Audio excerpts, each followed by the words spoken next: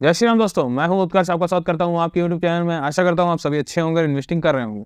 आज के इस वीडियो में हम बात करने वाले हैं 2024 के लिए बेस्ट म्यूचुअल फंड्स के बारे में, जिसमें आप 2024 में किन म्यूचुअल फंड्स में इन्वेस्ट कर सकते हैं। मैंने आज की लिस्ट में वही सब फंड्स रखे हैं जिनमें आप चूज करके एक अच्छा इन्वेस्टिंग ऑप्शन चूज कर सकते हैं और अपनी इन्वेस्टिंग शुरू कर सकते हैं। तो वीडियो को बहुत ध्यान से देखिएगा, हर एक फंड को ध्यान से समझिएगा और अपने गोल के हिसाब से ही अपना फंड को चूज करिएगा और उसमें इन्वेस्टिंग स्टार्ट कीजिएगा। तो देर न करते हुए शुरू करते हैं आज का वीडियो। आज हम जो फंड्स यहाँ पे डिस्कस करने वाले हैं, ये फंड्स सिर्फ आपको देखने नहीं है, ये भी नहीं है कि आपने सिर्फ वीडियो को देखा और स्किप करते हुए आगे तक चले गए और हो गया वीडियो बंद करके रख दिया, फिर आप किसी वीडियो पे चले गए। ये नहीं करना है आपको। अगर आप इस वीडियो पे आए हैं तो वीडियो को ध्यान से देखिए, हर एक फंड को ध्यान से समझिए और उसके बाद इसमें से आपको एक फंड चूज करना ही करना है और उसमें आप इन्वेस्टिंग शुरू कर दीजिए, क्योंकि जितना आप लेट करेंगे उतना ही आपके लिए लॉस होने वाला है। जितनी लंबे समय के लिए आप पैसा इन्वेस्ट करते हैं उसका ज़्यादा रिटर्न आपको ही और उसके ज़्यादा फायदा आपको ही मिलता है। इसलिए देर ना करते हुए तुरंत इन्वेस्टिंग स्टार्ट कीजिए। तो आज की लिस्ट में जो हमारा पहला फंड है वो है Kotak emerging equity fund direct growth. ये फंड की अगर हम बात करें, जनवरी 2013 में शुरू हुआ था, 11 साल कंप्लीट हो चुके हैं इस फंड को। इसके डेटा को एनालाइज करने के बाद अगर इसके हम फंड साइज की बात करते हैं तो 38,520 करोड़ का देखने को मिलता है। एक बड़ा फंड साइज इसका हो जाता है। अब आप कहेंगे ये किस कैटेगरी का फंड है। देखिए, कोटक इमर्जिंग इक्विटी फंड ये मिड कैप कैटेगरी का फंड हो जाता है। तो जो लोग मिड कैप में इन्वेस्ट करना चाहते हैं तो वो इस फंड में इन्वेस्ट कर सकते हैं। पहले हम इसको समझ लेते हैं, उसके बाद डिसाइड करेंगे। फंड साइज इसका, जैसे मैंने आपको बताया, 38,520 करोड़ का हो जाता है। एक बड़ा फंड साइज इसका देखने को मिल जाता है, मतलब काफ़ी ज़्यादा इन्वेस्टर्स इसकी तरफ अट्रैक्टिव हैं। एग्जिट लोड 8% का लग रहा है। एक्सपेंस रेशियो की बात कर लेते हैं तो 0.38% का देखने को मिलता है। एक्टिव फंड है ये, वहाँ पे अगर एक्सपेंस रेशियो देखें तो बहुत ही अच्छा देखने को मिलता है। कोई ज़्यादा एक्सपेंस रेशियो यहाँ पे नहीं है। एक्टिव फंड के हिसाब से काफ़ी सही एक्सपेंस रेशियो हो जाता है। लास्ट डबल 3 साल में इसने अपने इन्वेस्टर्स का पैसा किया है। रिटर्न वाइज अच्छा परफॉर्मर है। डाउन साइड प्रोटेक्शन भी इसी अच्छी देखने को मिलती है।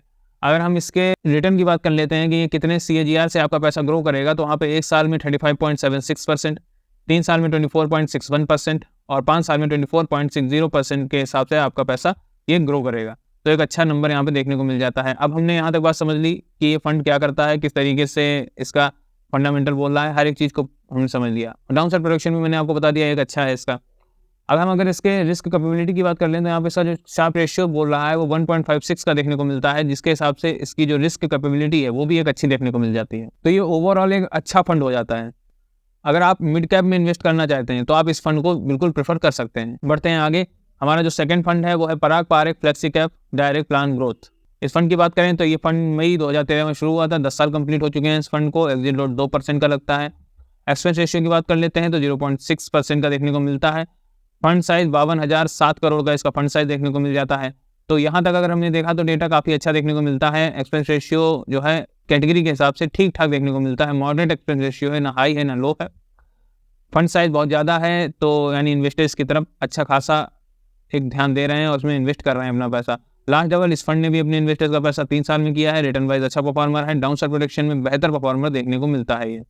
ट्रेडिंग रिटर्न की बात कर लेते हैं तो यहाँ पे 1 साल में 38.43% का, 3 साल में 22.97% का और 5 साल में 24.40% का यहाँ पे ट्रेडिंग रिटर्न देखने को मिलता है। रिटर्न वाइज भी बढ़िया है। रिस्क कैपेबिलिटी की बात कर लेते हैं तो यहाँ पे इसकी जो रिस्क कैपेबिलिटी देखने को मिलती है वो 1.56 देखने को मिल जाता है इसका शार्प रेशियो। अब आपके पास 2 फंड हो चुके हैं चूज करने के लिए। एक हो गया है मिड कैप कैटेगरी का फंड, दूसरा हो गया फ्लेक्सी कैप कैटेगरी का फंड। अब आप इन दोनों में से किस में इन्वेस्ट करना चाहते हैं ये आपको डिसाइड करना है। दोनों ही फंड, देखिए इसमें जो वीडियो में मैंने फंड्स रखे हैं सारे फंड्स अच्छे हैं, अलग अलग कैटेगरीज के फंड हैं। आपको किस में इन्वेस्ट करना है ये आप डिसाइड करेंगे। तो जो हमारा तीसरा फंड है वो है लार्ज कैप कैटेगरी का फंड। उसमें आ जाता है Canara Robeco blue chip equity fund. जनवरी 2013 में शुरू हुआ, 11 साल कंप्लीट हो चुके हैं इस फंड को। एग्जिट लोड की बात कर लें तो 1% का इस पर एग्जिट लोड लग रहा है। एक्सपेंस रेशियो 0.5% का देखने को मिलता है। फंड साइज 11,639 करोड़ का हो जाता है, तो फंड साइज इसका अच्छा हो जाता है। एक्सपेंस रेशियो वाइज भी ठीक ठाक है। ये लार्ज कैप की कंपनी है तो रिस्क थोड़ा कम हो जाता है। और लास्ट डबल की बात कर लें तो 3 साल में इसने अपने इन्वेस्टर्स का पैसा डबल किया है। डाउन साइड प्रोटेक्शन अच्छी देखने को मिलती है। रिटर्न वाइज भी अच्छा परफॉर्मर है। किस CAGR से आपका पैसा ग्रो करेगा? 1 साल में 26.15%, 3 साल में 14.94% और 5 साल में 18.70% के CAGR से आपका पैसा ये ग्रो करेगा। ओवरऑल फंड के फंडामेंटल अच्छे देखने को मिलते हैं। शार्प रेशियो की बात कर लेते हैं तो 1.04 का देखने को मिलता है। उसके हिसाब से रिस्क कैपेबिलिटी भी इसकी अच्छी देखने को मिल रही है। ये हो गया लार्ज कैप का फंड। अब हमारा जो आज का लास्ट फंड है वो है इंडेक्स फंड। इंडेक्स फंड में मैंने बंधन Nifty 50 index fund direct plan growth रखा है, जिसको अगर शुरुआत की बात कर लें तो 11 साल कंप्लीट हो चुके हैं। जनवरी 2013 में ये शुरू हुआ था फंड। एग्जिट लोड 0 लग रहा है इसके ऊपर। एक्सपेंस रेशियो की बात कर लेते हैं तो 0.10% का देखने को मिलता है। फंड साइज 1101 करोड़ का हो जाता है। लास्ट डबल इसने अपने इन्वेस्टर्स का पैसा 3 साल में किया है। ट्रेडिंग रिटर्न की अगर हम बात कर लेते हैं तो यहाँ पे 1 साल में 24.17%, 3 साल में 14.77% और 5 साल में 16.10% के CAGR से पैसा ग्रो हो रहा है। ये थे हमारे आज के चारों फंड। अब आप कहेंगे कि बंधन निफ्टी का रिस्क कैपेबिलिटी क्या है, इसका शार्प रेशियो क्या बोलता है। देखिए इंडेक्स फंड का ये फंड है इंडेक्स कैटेगरी का, तो यहाँ पे अगर हम शार्प रेशियो की बात कर लेते हैं तो ये देखना इसलिए इंपॉर्टेंट नहीं हो जाता है कि जिस तरीके से इंडेक्स परफॉर्म करेगा उसी तरीके से आपका ये फंड परफॉर्म करने वाला है। रिस्क में ये लो रिस्क का फंड हो जाता है।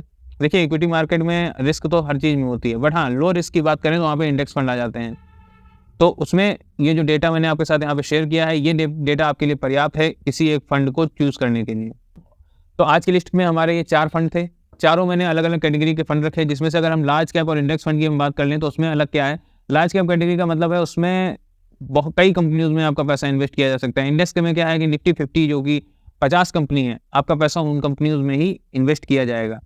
अब ये आपके ऊपर है कि आप लार्ज कैप में इन्वेस्ट करना चाहते हैं तो कैनरा रोबेको आपके लिए एक बेस्ट ऑप्शन हो सकता है। अगर आप इंडेक्स फंड में इन्वेस्ट करना चाहते हैं तो आपके लिए बंधन निफ्टी 50 एक बेस्ट ऑप्शन हो सकता है।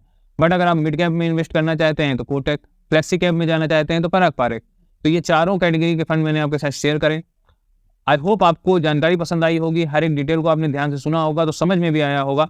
और मैं ये उम्मीद करता हूँ कि अभी तक आपने किस फंड में आपको इन्वेस्ट करना है अपने गोल के हिसाब से ये डिसाइड कर लिया होगा और इन चारों में से आप किसी एक फंड में इन्वेस्टिंग स्टार्ट कर देंगे। आपने कौन सा फंड डिसाइड किया है मुझे कमेंट बॉक्स में जरूर बताइएगा। वीडियो अगर पसंद आया है, जानकारी पसंद आई है तो वीडियो को लाइक कर दीजिएगा, चैनल को सब्सक्राइब कर दीजिएगा। मिलते हैं नेक्स्ट वीडियो में। धन्यवाद।